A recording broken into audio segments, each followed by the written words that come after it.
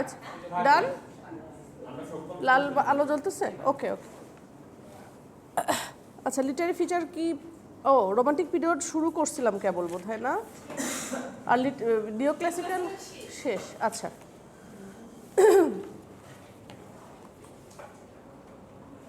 আচ্ছা রোমান্টিক পিরিয়ডে যেটা হয়েছিল যে এই সময়ের ইন্ডাস্ট্রিয়াল রেভলিউশন হচ্ছিল পুরো দমে প্লাস এই সময়টাকে রিভাইভাল অফ রোমান্টিসিজম বলা হচ্ছে বিকজ এই সময় ওই এলিজাবেথান পিরিয়ডের মতো যে রোমান্টিসিজমের যে এসেন্স ছিল সেগুলো আবার কবিতায় চলে এসেছে তারপরে লিরিক্যাল ব্যালার্স নামে একটা জিনিস রচনা হয়েছে এই সময় এটার মাধ্যমে গ্রেট চেঞ্জ ইন লিটারেচারে অনেক চেঞ্জ এসেছে both in subject and style instead of urban people and grand style rural people এবং কমন ল্যাঙ্গুয়েজ এই সময় প্রেফার করা হতো এর আগের সময়টাতেও সভ্যতাতেও ইয়া ছিল আর কি আরবান স্টাইল ছিল এবার রোমান্টিক পিরিয়ডে এসে আবার রুরাল লাইফ স্টাইলে চলে গেছে মানুষ বলেছিলাম আর কিছু ইম্পর্টেন্ট ফ্যাক্ট যেগুলো ইনফ্লুয়েন্স করেছিল সেটা হলো নাম্বার 1 ফ্রেঞ্চ রেভলিউশনের পরে অ্যাকসেপ্ট করেছিল মানুষ যে প্রত্যেকটা মানুষই ইন্ডিভিজুয়াল তারা ফ্রি উইল থাকবে এটা খুব ইম্পর্ট্যান্ট মানুষের মধ্যে সম্প্রীতি সমান ভাগটা যেমন সমাজে তো ক্লাস ডিস্টিংশন চলে আসছিল ধনী গরিব মধ্যবিত্ত এগুলো চলে আসছিল এগুলো থাকা উচিত না মানুষ বুঝতে পারতেছিল নাম্বার 2 স্মল ইন্ডাস্ট্রি এগুলো ডিসঅ্যাপিয়ার হয়ে গিয়েছিল এবং বড় বড় ইন্ডাস্ট্রি গড়ে উঠেছে বিকজ বোঝাই যাচ্ছে ইন্ডাস্ট্রিয়াল রেভলিউশন হলে স্টিম ইঞ্জিনের মাধ্যমে যে কয়লা বা কোল এই জিনিসগুলো অনেক বড় অবদান সভ্যতার ডেভেলপ করাতে মেশিনগুলো ওয়াইডলি ইন্ট্রোডিউস ছিল তারপর স্টিম ইঞ্জিন আবিষ্কার তারপরে এগুলো শিপ আর জাহাজ আর ট্রেনে এগুলো ইউজ হতো ইন্ডাস্ট্রিয়ালাইজেশন যেটা হলো যে স্লাম মানে বস্তি নিচুদের যে চাইল্ড লেবার এগুলো বেড়ে গেল লেবার প্রবলেমের সমস্যা বেড়ে গিয়েছে সোশ্যাল ট্রেডিশনাল প্যাটার্নটা চেঞ্জ হওয়া শুরু হয়েছে আয়ারল্যান্ড ইংল্যান্ডের সাথে একসাথে 1801-এ এক হয়ে যায় 1829-এ ক্যাথলিক ইমানসিপেশন অ্যাক্ট নামে একটা অ্যাক্ট হয়েছিল যেটার জন্য রিলিজিয়াস ইকুইটি আসছিল সমাজে মেশিনের ইউজের জন্য যেটা হয়েছে যে মেশিনের ইউজ হলে যেটা হয় যেমন এখন এআই হওয়াতে মানুষের চাকরি চলে যাচ্ছে আবার মেশিনের ইউজ হওয়াতে তখন সমাজে মহিলারা কাজ করতো যে ওয়ার্কিং ক্লাসটা ছিল সেটা জবলেস হয়ে গিয়েছে তো এই জন্য যেটা হলো মহিলারা অন্য কোনো পেশায় চলে গেল সেটার মধ্যে ইদার তারা রিডার অথবা তারা রাইটারে আত্মপ্রকাশ করলো আর কি 1840 সালে পেনি পোস্ট ইন্ট্রোডিউসড হয়েছিল পেনি পোস্ট মানে হলো এক পেনি মানে আমাদের যেরকম 1 টাকা ওদের হলো 1 পাউন্ড মানে হলো 1 পাউন্ড মানে হলো 140 বা 45 টাকা এই মুহূর্তে লন্ডনে আচ্ছা আর 1 পেনি হলো আর আমাদের যেরকম 1 পয়সা আগে এরিয়া ছিল বাইয়া তো ওদের হলো সর্বনিম্ন ইউনিট ছিল 1 পেনি ঠিক আছে 1 পেনির বিনিময়ে পোস্ট চিঠি আদান প্রদান আর কি এই সময় মেজর রাইটার ছিল William Blake William Wordsworth Samuel Taylor Coleridge আচ্ছা বায়োগ্রাফিয়া লিটারেরিয়া এটা লিটারি ক্রিটিসিজমে পড়বেন আপনারা rime of the ancient mariner নাম শুনেছেন জেন অস্টেন এই যে বলেছিলাম এই সময় মেয়েরা লেখালেখি শুরু করলো এই জন্য দেখা গেল যে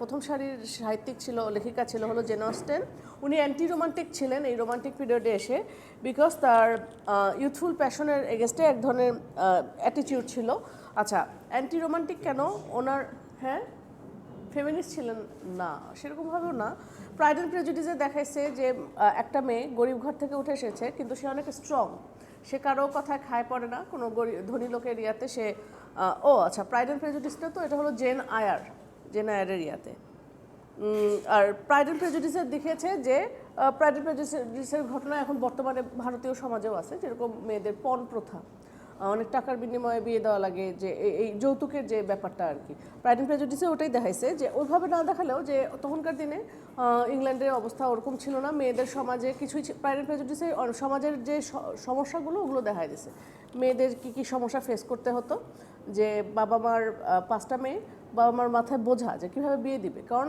মেয়েদের কোনো সম্পদ বলে কিছু নাই বিয়ে হলে ওই স্বামীর যে সম্পদে ওইটুকু আর বাচ্চা কাচ্চা হলে সে পাবে আর কি আইনেও খুব কড়াকড়িভাবে মেয়েদের কোনো ধরনের অংশগ্রহণ ছিল না যার জন্য তারা ওই বাবা মারা অনেক টাকা পয়সা দিয়ে বিয়ে দিত আর কি এইটা আমরা ওই যে pride and prejudice Indian cinema অ্যাডাপ্টেশনও হয়েছে ঐশ্বরিয়া রায় ছিল আচ্ছা এগুলো গেল চার্লস ল্যাম্ব ছিল এই সময় উইলিয়াম হ্যাজলিট উনি একজন ক্রিটিক্স ছিলেন dramatic literature of age of Elizabeth, spirit of the age, এগুলো লেখা।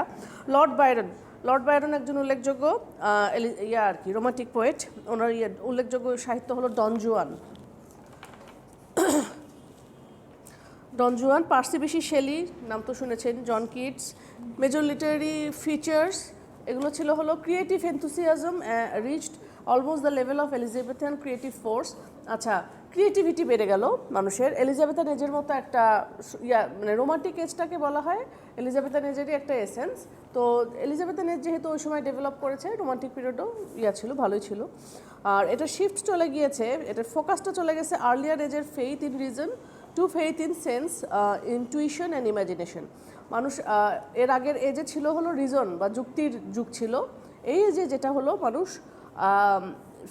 মানুষের ফেইথগুলো ছিল সেন্স, মানুষের ইনটুইশন, চিন্তা মানে মানুষের মানে মনের মধ্যে যা চায়, যেটা আসে, এবং ইমাজিনেশন, মানুষের কল্পনা শক্তি, এগুলোর উপরে মানুষের ফোকাসটা চলে গেছে।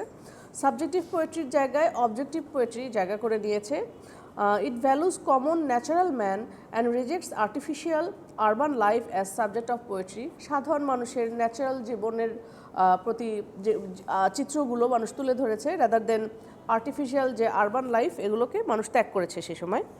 আর language of the common man, not the artificial poetic diction of the previous age, becomes the choice of the time. সাধারণ মানুষের ভাষায় মানুষ লিখত, ওই মানে প্রিভিয়াস আগের দিনে যেরকম একটা শো অফ বা কৃত্রিমভাবে দেখানোর একটা টেন্ডেন্সি, ওগুলো বাদ গেছে। নির্ভেজাল কোনো ধরনের বাহুল্যবর্জিত লেখালেখি ছিল। আর it idealises country life and nature, becomes a means of divine revelation. Country life এবং নেচারের যে মানে ডেফিনেশন তুলে ধরেছে, যেমন ওয়ার্ডসওয়ার্থের কবিতাগুলো পুরোই প্রকৃতি। সো এই জিনিসগুলো একটা ডিভাইন, একটা স্বর্গীয় একটা রিভিলেশন আবিষ্কার হয়, ফিল হয় লেখার মধ্যে। Number 7, romantic poetry reflects rebellious views against oppression, restraints and controls. It celebrates human rights and individualism. আচ্ছা, রোমান্টিক পোয়েট্রিতে কিন্তু শুধু প্রকৃতি তুলে ধরে নাই, তারা অনেক রেবেলিয়াসও ছিল। যেমন জন কিটস বা শেলির একটা ছিল যে ode to the west wind, যে গাছের পাতাগুলো যেন যেরকম উড়ে যেয়ে নতুনভাবে প্রকৃতিকে পরিষ্কার করে তোলে, ওরকম একটা বিদ্রোহের একটা মেসেজ দিয়েছে, সমাজের অসঙ্গতির এগেনস্টে মেসেজ দিয়েছে তারা।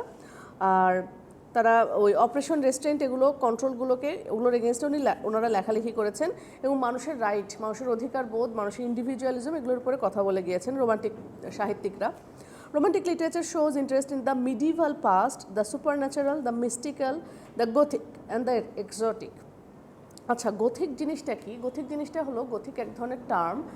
এটা গোথিক নোভেল হতে পারে, যে গোথিক দিয়ে যে কোনো কিছু হতে পারে। এই গোথিক কথাগুলো ইয়ার সাথে আসছে, এই সময় আমরা দেখব রোমান্টিক পিরিয়ডে এগুলো হয়। যেমন জেন অস্টেনের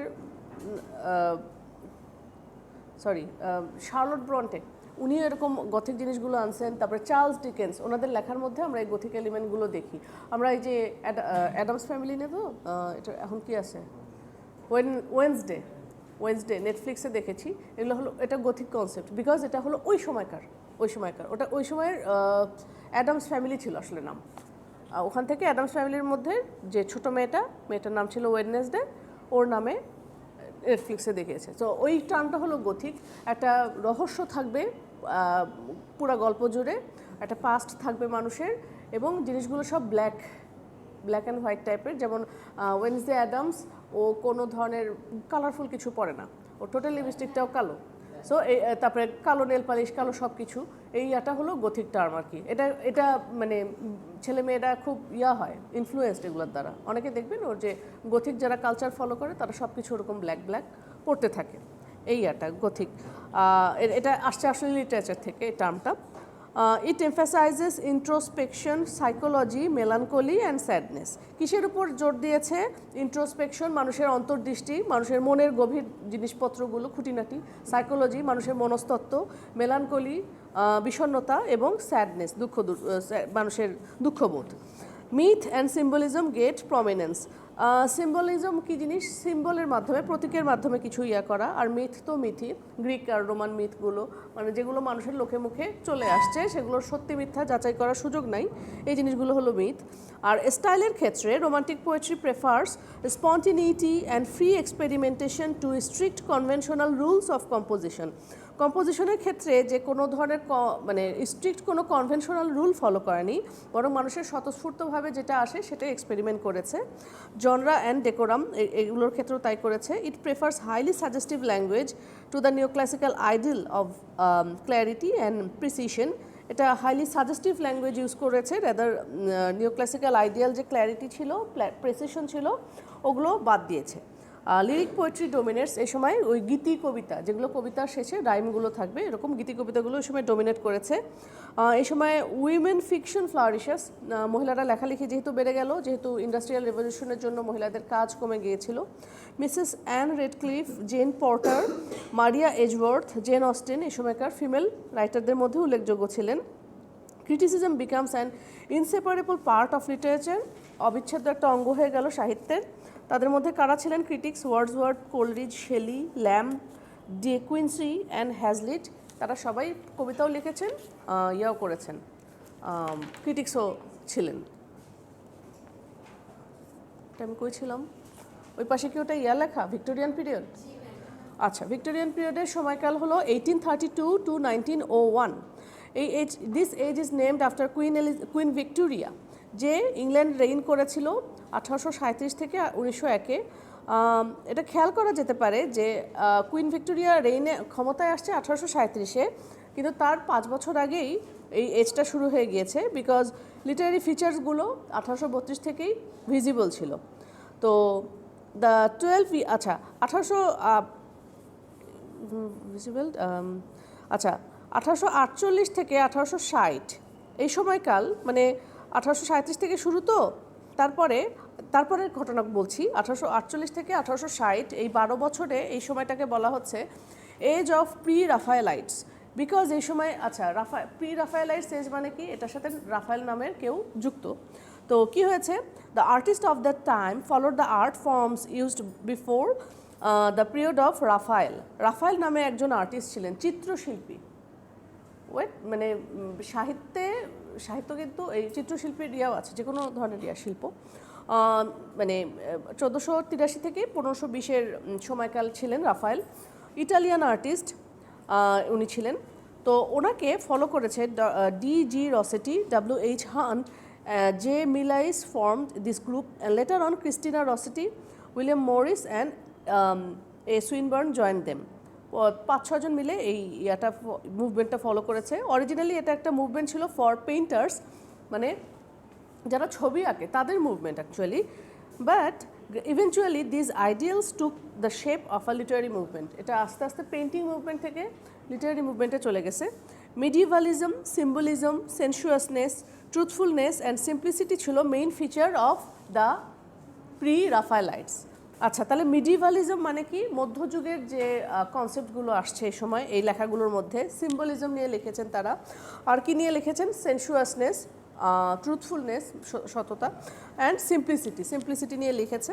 আচ্ছা, পরের দুই ডিকেড যেটা, আচ্ছা ভিক্টোরিয়ান পিরিয়ড অনেক বড়, তো প্রত্যেকটা ভাগে কি কি হয়েছে সেটা বলছি।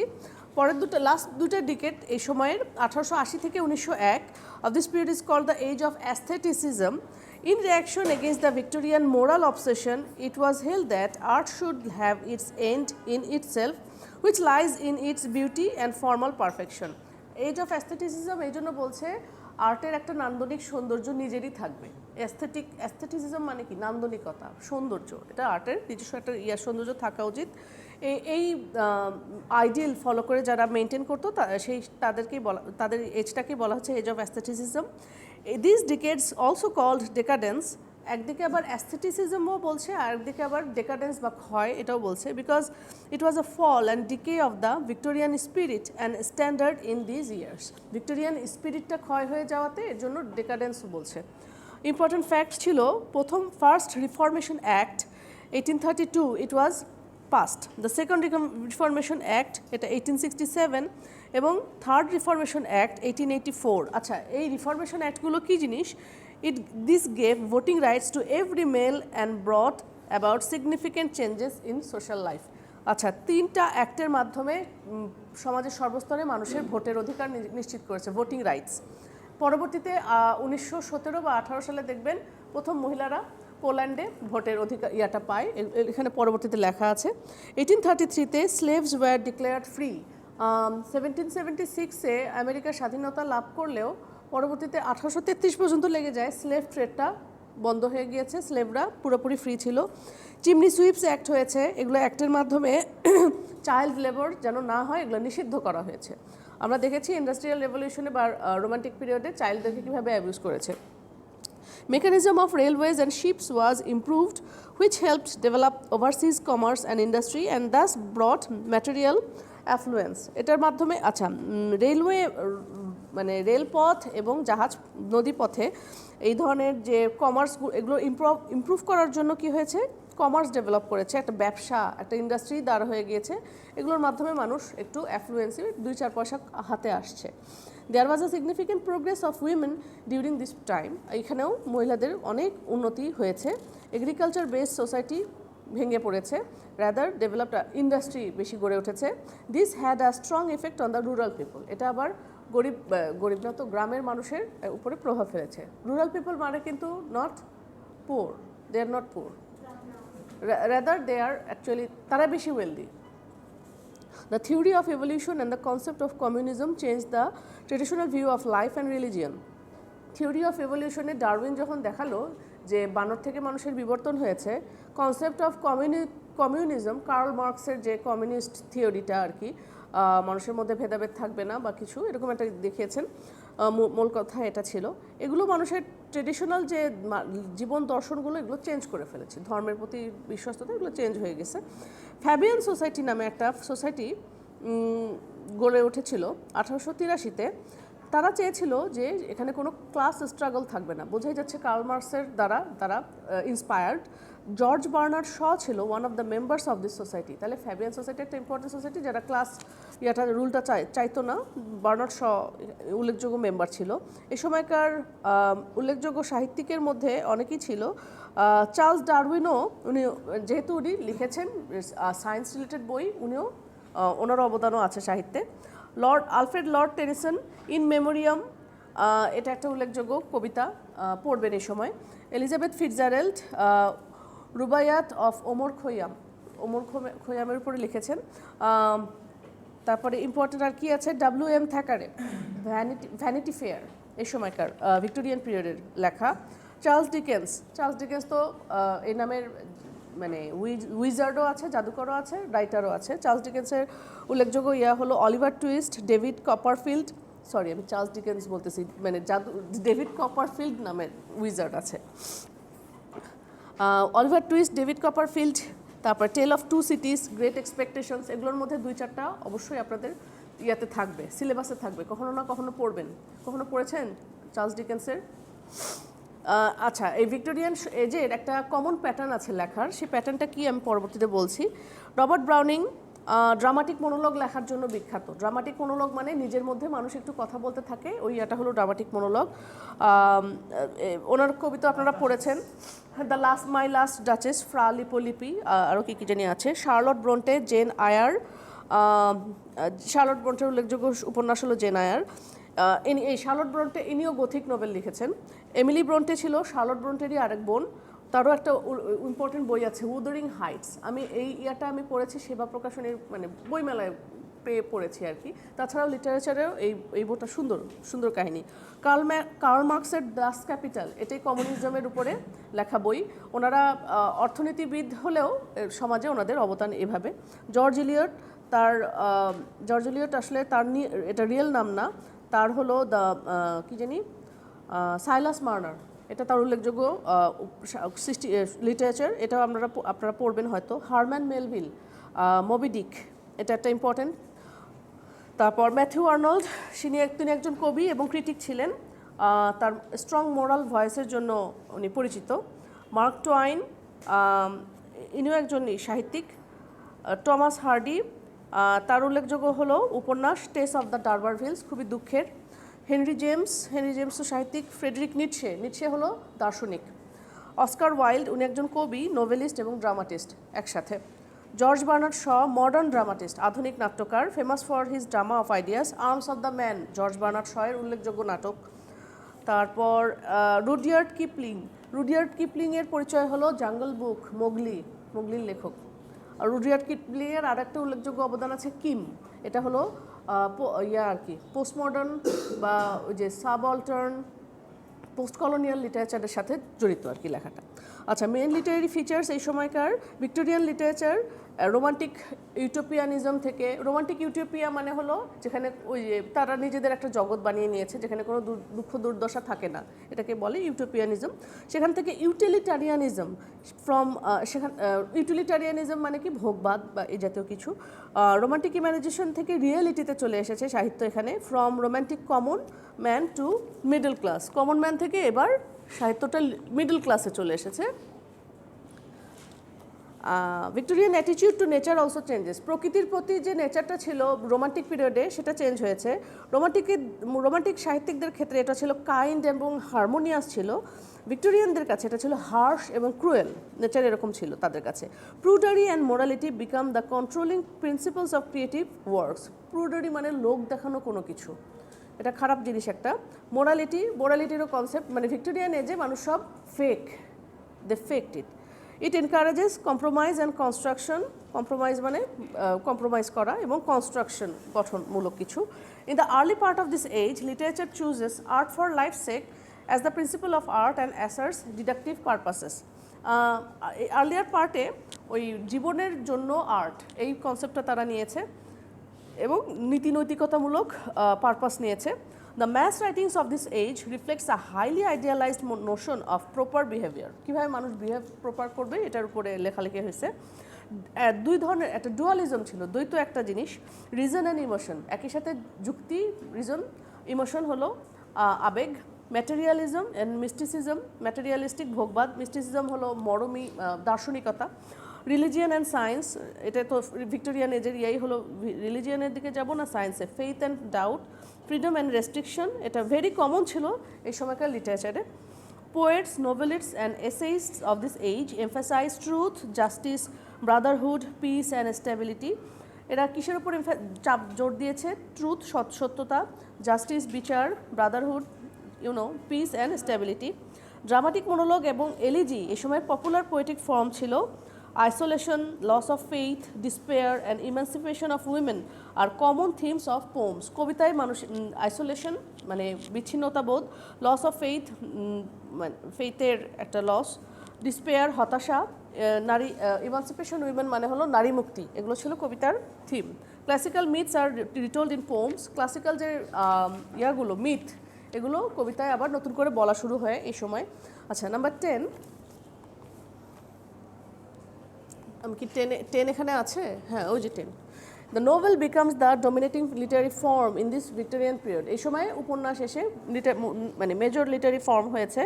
টিপিক্যাল একটা ভিক্টোরিয়ান নোভেলের একটা লং এবং কমপ্লিকেটেড প্লট থাকবে, বড় এবং কমপ্লিকেটেড একটা জটিল একটা প্লট। একজন অমনিসিয়েন্ট ন্যারেটর, মানে সব কিছু জানা ন্যারেটর যে ন্যারেট করছে, গল্প বর্ণনা করছে। Whose comments on wrong and right serve moral purposes. তার যে কমেন্ট করছে সে রাইট আর রঙের উপরে, এটা মোরাল পারপাস একটা সার্ভ করছে। It has a setting in a known city, পরিচিত একটা শহরে। একটা চাইল্ড প্রোটাগনিস্ট থাকবে। সোশ্যাল অ্যান্ড হিউম্যানিটেরিয়ান থিমস থাকবে, মানবিক একটা থিম। ডিপার ক্যারেক্টার অ্যানালাইসিস, ক্যারেক্টারগুলো ডিপ অ্যানালাইসিস থাকে। Irony of the description and justification of all events in the final chapter. সব কিছুরই একটা জাস্টিফাই করা থাকে ফাইনাল চ্যাপ্টারে। এই কমন সাবজেক্ট আর and exploration of women and children, terrible living condition, industrial civilisation, lost identity, etcetera. Good number of novels written by women raise the feminist issues. এই মহিলারা এরকম লিখেছে, এগুলো ফেমিনিস্ট ইস্যুগুলো এরকম বের হয়ে এসেছে। For example Jane Eyre, Charlotte ব্রন্টের লেখা জেন আয়ার এরকম। তারপর চাইল্ড প্রোটাগনিস্ট, আরও কিছু জিনিস। চাইল্ড প্রোটাগনিস্টের এই ইয়াটা হলো তাদের ডিটেলস বর্ণনা গ্রেট এক্সপেকটেশনসে আছে, অলিভার টুইস্টে আছে এগুলো। Towards the end of this period, most of these features of the Victorian age gradually disappear, Victorian এই সেন্টিমেন্টগুলো ডিসঅ্যাপিয়ার হয়ে গিয়েছে, নতুন ধরনের মুভমেন্ট এর সময় আসছে। কেউ কথা বলছে একটু। A new movement is known as decadence started. It brings back art for art's sake, arter jonnoi art. It emphasizes sensationalism, egocentricity, the bizarre, the artificial, এগুলো লিটারেচারে এনেছে। সেন্সেশন মানুষের সেন্সুয়াল ব্যাপারগুলো, ইগোসেন্ট্রিক নিজের রাগ মানে ইগো নিয়ে যেগুলো থাকা পড়ে থাকা, বিজার মানে বিচিত্র সব থিমস, এবং আর্টিফিশিয়াল জিনিসগুলো লিটারেচারে এসেছে। তো এই ডেকাডেন্সের যে প্রবর্তক তাদের মানে প্রচলন যারা করেছেন তাদের মধ্যে ছিলেন সুইনবার্ন, ডসন, প্যাটার, মরিস, রসেটি, একটু আগেই বলেছিলাম তারা ছিল। এগুলো মিলে গেল হলো ভিক্টোরিয়ান এজ। এরপরে আসবে মডার্ন পিরিয়ড আর post modern period. Post modern পিরিয়ডের পরে আমি একটা জিনিস দেখাবো যে কোন ডাইনেস্টিতে কী ছিল। এলিজাবেথান এজ যে প্রথম ইয়াটা ছিল ওইটা কি ডাইনেস্টি ছিল জানেন? Tudor dynasty. টিউডর, এটা পরে লেখা আছে, দেখাবো আমি। মডার্ন পিরিয়ডটা হলো 1901 থেকে 1939। কুইন ভিক্টোরিয়ার ডেথের পরে এই লিটারারি এরাটা শুরু, আর এটা সেকেন্ড ওয়ার্ল্ড ওয়ারের আগ পর্যন্ত এটা চলেছে। এটার আবার দুইটা ভাগ, এডওয়ার্ডিয়ান পিরিয়ড 1901 থেকে 10, মোটামুটি 10 বছরের, জর্জিয়ান পিরিয়ড 1911 থেকে 1936, 20-25 বছরের। এটা এডওয়ার্ডিয়ান পিরিয়ডে যেটা হয়েছে প্রথম first decade of the 20th century, এটা বলছে Edwardian period because king Edward II এ সময় ইংল্যান্ডে রাজত্ব করেছিল। কিছু হিস্টোরিয়ান মনে করে যে literary trend of this age continued until the outbreak of world war I in 1914। কেউ কেউ মনে করে 1910 না 1914 সাল, প্রথম বিশ্বযুদ্ধের আগ পর্যন্ত এটা রিয়া ছিল। আবার কেউ মনে করে যে প্রথম বিশ্বযুদ্ধের শেষ পর্যন্ত এটা চলে আসছে আর কি। তো এই সময় মানে শার্প কোনো ইয়া ছিল না, ক্লোজিং পয়েন্ট ছিল না কোন সময় পর্যন্ত এই লিটারেচার ছিল। আচ্ছা, এই সময় ইম্পর্টেন্ট হিস্টোরিক্যাল ইভেন্টগুলো দেখি। Edwardian age covers traditional time between Victorian stability and the impending holocaust of the First World War। আচ্ছা, একটা ট্রানজিশনাল একটা টাইম হয়েছে। ভিক্টোরিয়ান যে একটা স্টেবিলিটি আসছিল সমাজে, ওখান থেকে প্রথম বিশ্বযুদ্ধের মতো একটা বড় একটা ধাক্কা মানুষের মধ্যে ইয়া হলো। মানুষ অল্প বয়সে যুদ্ধে যেত, যুদ্ধের ভয়াবহতা দেখে এসে ওরা অনেকে অসুস্থ হয়ে গেছে, ফিজিক্যালি মেন্টালি, পুরুষগুলোই। সো এটা তাদের জীবনে, সাধারণ মানুষের জীবনে অনেক বড় প্রভাব ফেলেছে। First Nobel prize was awarded in 1901। প্রথম নোবেল পুরস্কার, আমরা এই যে নোবেল প্রাইজ শুনে আসছি, প্রথম প্রবর্তন হয়েছে 1901 সালে, প্রথম দেওয়া হয়।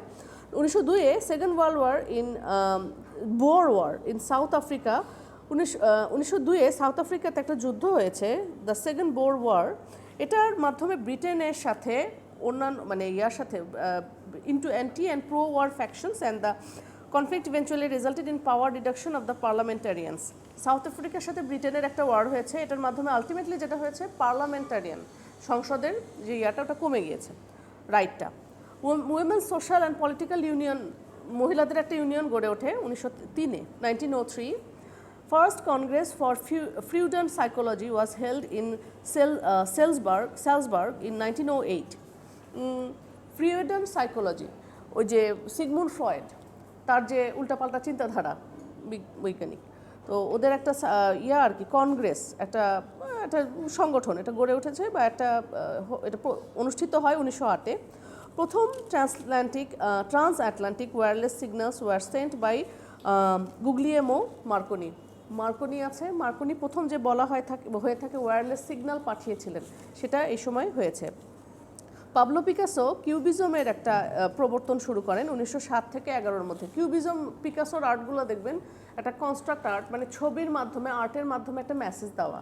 এই কিউবিজমটাও লিটারেচারেও পরে এফেক্ট করেছে, এটা আমরা পরে পড়বো, দেখব। Cubism, CUBISM, cubism. Albert Einstein প্রথম যে থিওরি অফ রিলেটিভিটি, এটার কথা বলেছি 1905-এ। আর্নেস্ট রাদারফোর্ড প্রথম পাবলিশ হিজ বুক অন রাদারফোর্ডের রেডিও অ্যাক্টিভিটি আর কি, প্রথম পাবলিশ হয়েছে। রাইট ব্রাদার্স ইনভেন্টেড এয়ারপ্লেন, এই যে এই সময় এসে প্রথম এরোপ্লেন আবিষ্কার, প্লেনের ইঞ্জিনটা আবিষ্কার হয়েছে 1908-এ। আচ্ছা, ওল্ড এজ পেনশন অ্যাক্ট, এটা একটা জিনিস, মানে ওল্ড এজের যে মানুষের পেনশনের যে অ্যাক্ট, আইন, এটার মাধ্যমে ফাউন্ডেশন অফ মডার্ন সোশ্যাল ওয়েলফেয়ারের ভিত্তি, এটা ফাউন্ডেশন। পোর ল, এটার মাধ্যমে জেন্ডার কন্ডিশনসের উপরে ইয়া হয়েছে। Although abortion illegal ছিল, nevertheless the most widespread form of birth control in use. Abortion ওই সময়টা নিষিদ্ধ ছিল, এখনও অ্যান্টি অ্যাবর্শন ল নিয়ে পক্ষে বিপক্ষে অনেক কিছু হচ্ছে। বর্তমান যুগে কি এখন কি চলছে বলেন তো সমাজে? জেন্ডার নিয়ে, জেন্ডারের কি ওক কালচার কি ব্ল্যাকদেরকে, তারপরে এই যে এলজিবিটি, এগুলো হলো এই জিনিসগুলোর হলো ওক কালচার। হ্যাঁ, এটা পরবর্তীতে আসতেছি অবস্থা। পোস্ট মডার্ন, এটা মডার্নে আছে। হ্যাঁ তখনও ওইদিকে এগুলোতে গেছে। আচ্ছা, আর তারপরে অ্যাবর্শনের এখন আছে।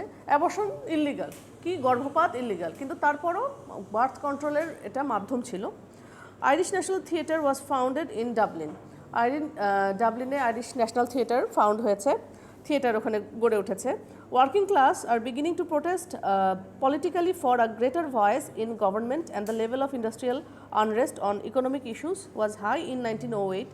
মানে যারা কাজ করতো তারা একটা আন্দোলন করা শুরু করলো, তাদের মধ্যকার একটা লীগ আস্তে আস্তে গড়ে উঠছে, সেটা 1908-এর ঘটনা। First women in the world get to vote in Finland in 1906। ফিনল্যান্ডে প্রথম তারা ভোটের অধিকার পেয়েছে। British class system remained rigid. Class সিস্টেমটা তখনও রিজিড বা কঠিন ছিল। Rapid industrialisation deeply affected the social norms. এই যে এত ইন্ডাস্ট্রিয়ালাইজেশনের জন্য সামাজিক যে নর্মগুলো এগুলো এফেক্ট হয়েছে। Interest in socialism increased, better economic opportunities demanded, the প্লাইট of poor drew attention and the status of women and their demand for the right to vote surfaced. তাহলে গরিব মানুষের দুঃখ কষ্ট দূরকরণে একটা আইনগুলো হলো, তারপরে মহিলাদেরও তো বেশ কিছু ডেভেলপমেন্ট হলো।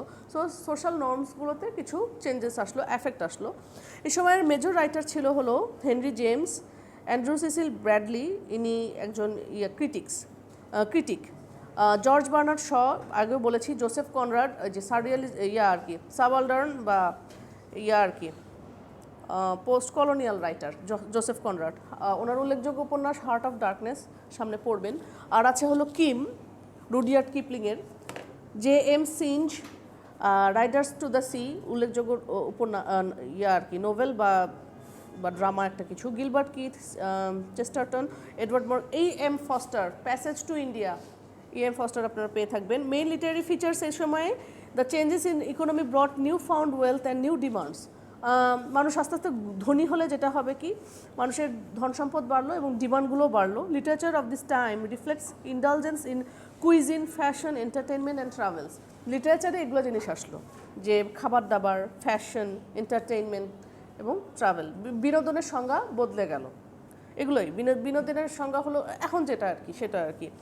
Advances in science had profound effect on life and literature. Automobile, electricity, radio, film, etc. opened new possibilities for art and artists. এর আগ পর্যন্ত এগুলো ছিল না। অটোমোবাইল, গাড়ি ঘোড়া বাড়লো, কারেন্ট আসলো, তারপর রেডিও, ফিল্ম, এগুলো আস্তে আস্তে ডেভেলপ করলো। রাইটার্সদের attitude to the voice of authority is critical, unlike the submissive attitude of the Victorian writers. Victorian রাইটাররা তার আগ পর্যন্ত রাজা রানীদেরকে তুষ্ট করার জন্য লিখত, এখন সাহিত্যিকদের টোন হলো ক্রিটিক্যাল হয়ে গেছে অথরিটির প্রতি।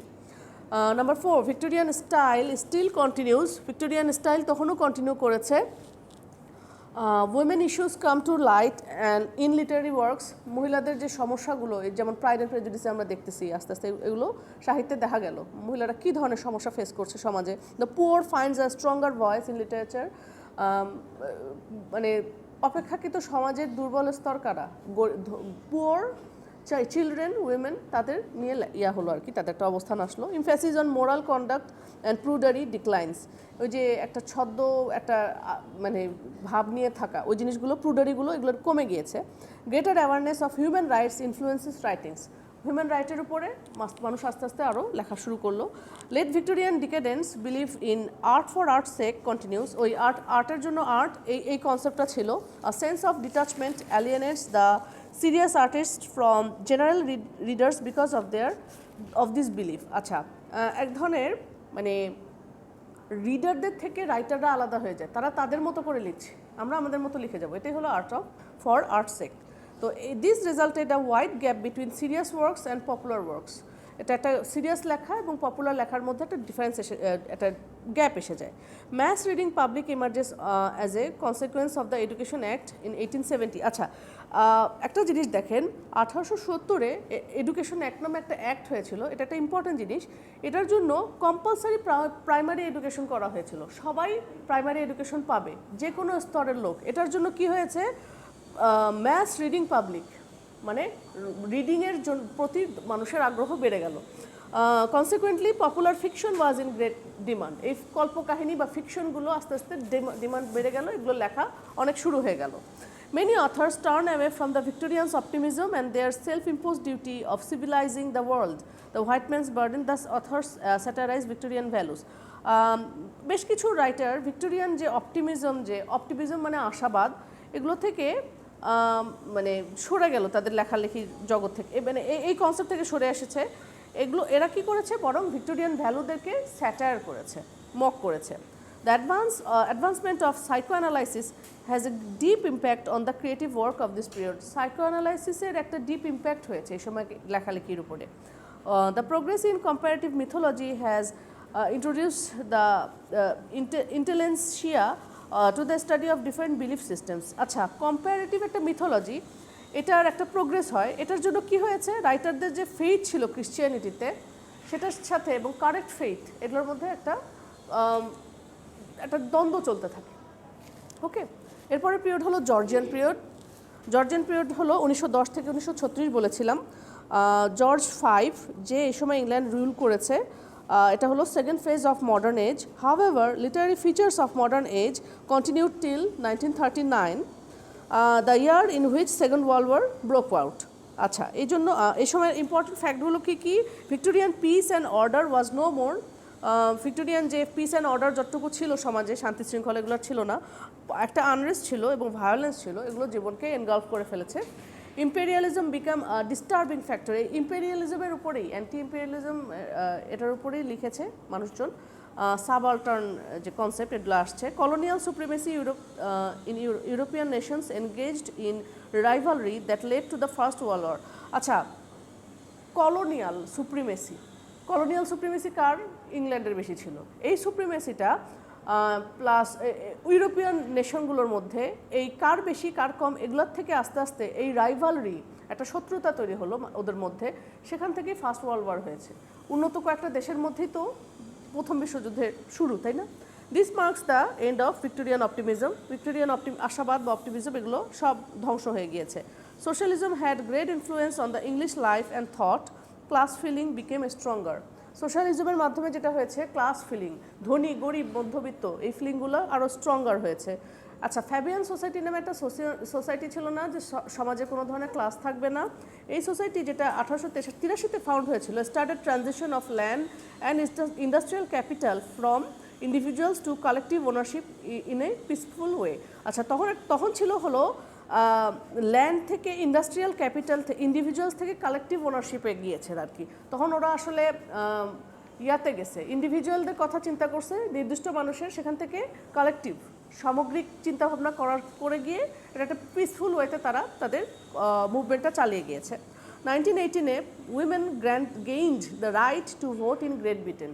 1906-এ প্রথম মহিলাদের ভোটাধিকার পেয়েছে, কিন্তু 1918-তে প্রথম ব্রিটেনে সবাই মিলে মহিলারা ভোটের অধিকারটা পেয়েছে। ফার্স্ট ওয়ার্ল্ড ওয়ার এবং এটার after math change the traditional way of life. মানুষের জীবন দর্শনটাই পাল্টাই গিয়েছে। যুদ্ধ জিনিসটা কোনো অর্থে ভালো না, ভালো হতে পারে না, সেটা যে কোনো সমাজ বলে আসছে, সবাই এটার এগেনস্টে। ন্যাশনাল গিল্ডস লিগ, শ্রমিক লীগ আর কি, এটা 1914-তে এস্টাবলিশ হয়েছে। Programs of guild socialism of gradual change from capitalism থেকে কোনো ভায়োলেন্স ছাড়াই এটা হয়েছে। আচ্ছা, বার্ট্রান্ড রাসেল নামে যে সাহিত্যিক, উনি ছিলেন এটার মেম্বার। 20s এবং 30s-এ frustration and discontent paralysed life. আচ্ছা, 1920 এবং 30 সালে শুধু ইংল্যান্ডে না, আমেরিকার যে ইয়াটা গ্রেট ডিপ্রেশন ছিল একটা আমেরিকার, ওগুলোরও প্রভাব সারা পৃথিবীতেই ছিল। ইংল্যান্ডও এটা ফিল করেছে। রাইমার্স ক্লাব নামে একটা ক্লাব ফর্ম হয়েছিল। এই ক্লাবের মেম্বার ছিল beauty of sound and ornamentation of subject WB। আচ্ছা, সাউন্ড রিলেটেড কাজ করেছে রাইমার্স ক্লাব, বোঝা যাচ্ছে রাইম, কবিতার ছন্দ নিয়ে কাজ করেছে। এর মধ্যে WB ইটস একজন ছিলেন। ইটস হলো মডার্ন একজন কবি। 4 anthologies entitled Georgian Poetry was published. Georgian পোয়েট্রির উপর একটা অ্যান্থোলজি, 4টা অ্যান্থোলজি পাবলিশ হয়েছে। Press tycoons started mass audience newspapers. Press tycoons যারা ছিল, টাইকুন মানে হোমরা চোমরা লোক আর কি, সমাজে অনেক নামি দামি, তারা ম্যাস অডিয়েন্সের জন্য নিউজ পেপার পাবলিশ করা শুরু করেছে। আচ্ছা, কিছু নতুন নতুন কনসেপ্ট আসছে সেকেন্ড ইয়াতে, এইগুলো আপনাদেরকে পরে বুঝতে হবে। ডাডাইজম, সার্ডিয়ালিজম। সার্ডিয়ালিজমের এক্সাম্পল হলো সালভাদর ডালি। সালভাদর ডালির নাম শুনেছেন? আছে, ওনার ইয়ে আছে। সার্ডিয়ালিজম, ইমেজিজম, ইমপ্রেশনিজম এবং এক্সপ্রেশনিজম এগুলো ফ্লারিশ করলো আর্ট মুভমেন্ট হিসেবে। ঠিক আছে, এই টার্মগুলো জানা লাগবে। টাইটানিক স্যাঙ্ক ইন 1912, 1912 সালে টাইটানিক ডুবে যায়। অক্টোবর রেভলিউশন রাশিয়াতে শুরু হয় 1917-তে। W.B. Yeats won Nobel prize in literature 1923-তে, জর্জ বার্নার্ড শ 1926-এ। Foundation was laid for British Commonwealth of Nations. British Commonwealth যেটা, সেটার ওদের ওই কমনওয়েলথের গঠনের জন্য একটা ফাউন্ডেশন গড়ে ওঠে। Irish demand for independence became stronger. আইরিশরা ইংল্যান্ড থেকে আলাদা হয়ে যেতে চাচ্ছিল। ওয়ার্ল্ড ওয়ার টু 1939-এ ব্রোক আউট হয়। এই সময়কার মেজর রাইটার ইম্পর্টেন্ট হলো লিটারারি ফিচার্স। পোস্টমডার্ন পিরিয়ড আমরা পরে পড়বো, নেক্সট দিন পরে, তারপর মেইন টেক্সটে যাবো। আচ্ছা, আমাদের মিডের ইয়া কি জানেন সিলেবাস? জি, না শেষ করিনি। গালিভার্স ট্রাভেলস আর হলো প্যারাডাইস লস্ট। আচ্ছা, এই সময়ের মেইন লিটারারি ফিচার্স ওখানে লেখা আছে না, মেইন লিটারারি ফিচার্স? আচ্ছা, বন্ধ করে দেন।